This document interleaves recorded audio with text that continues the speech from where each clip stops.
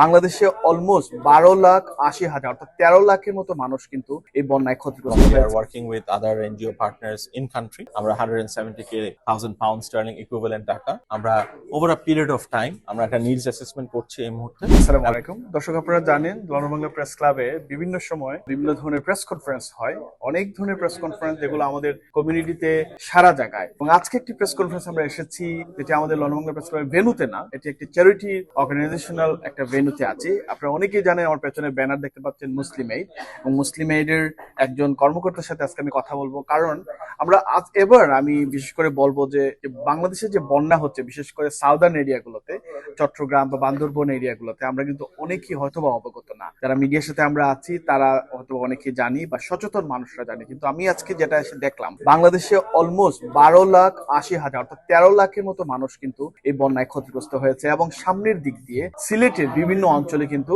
এই বন্যার কারণে মানুষ ক্ষতিগ্রস্ত হচ্ছে, যে কারণে মুসলিম এইড একটি অত্যন্ত চমৎকার একটি ইনিশিয়েটিভ নিয়েছে। তাদের নিজস্ব ফান্ড থেকে তারা প্রায় 1,70,000 পাউন্ডের একটি বাজেট তারা বরাদ্দ রেখেছেন, যেটা নাকি বাংলাদেশের এইসব মানুষের জন্য খরচ হবে।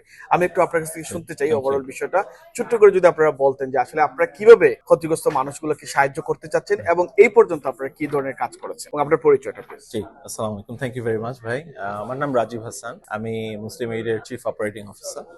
সো আপনি যেটা বলেছেন যে আসলে মানে ফ্লাড পরবর্তী কালগুলো আসলে খুবই চ্যালেঞ্জিং আমাদের কমিউনিটির জন্য, এবং আমরা খুব ডিফিকাল্ট হার্ড টু রিচ এরিয়াগুলোতে আমরা কাজ করছি। আমাদের এখন পর্যন্ত কাজ বান্দরবনে হয়েছে। আমাদের country office through local partners কারিতাসের সাথে জয়েন্ট ভেঞ্চারের কোলাবোরেশনে আমরা we were able to reach thousands of people to give them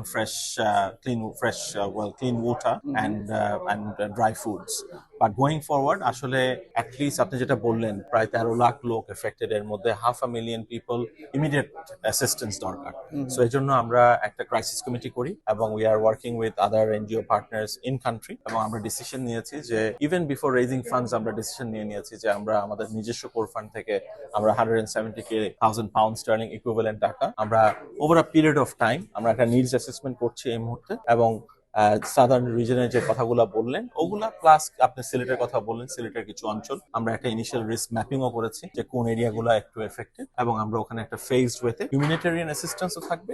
আবার হিউম্যানিটেরিয়ান অ্যাসিস্ট্যান্সের সাথে সাথে কিছু কিছু ইন্টারন্যাশনাল ডেভেলপমেন্ট এবং রিহ্যাবিলিটেশন কাজও থাকবে, so that there is a coordinated effort. কোনো কোনো জায়গায় এরকম হতে পারে যে আসলে খুবই ভালনারেবল, জি। তো সেক্ষেত্রে আসলে আপনারা কিভাবে খুঁজে বের করেন? আমি জানি আপনার একটা বড় চ্যারিটি, অনেকে গ্রাউন্ড লেভেলে কাজ করে, বাট এরকম যদি কোনো জায়গা হয় যে জায়গাগুলো আপনাদের প্রতিনিধিরাও পৌঁছাতে পারছে না, যদি কেউ রিচ করতে চায় তাহলে সেটা রিচ করার কোনো সুযোগ আছে?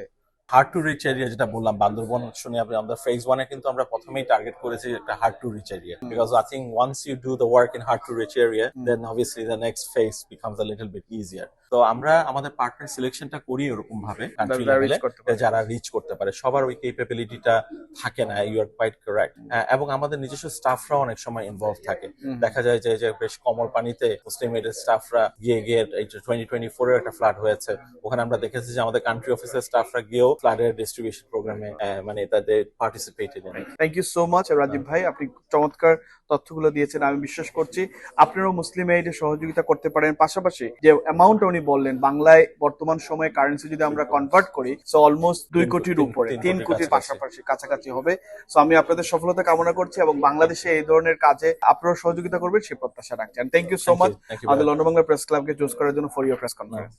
Pleasure is all ours, and thank you for coming and giving the time. Thank you.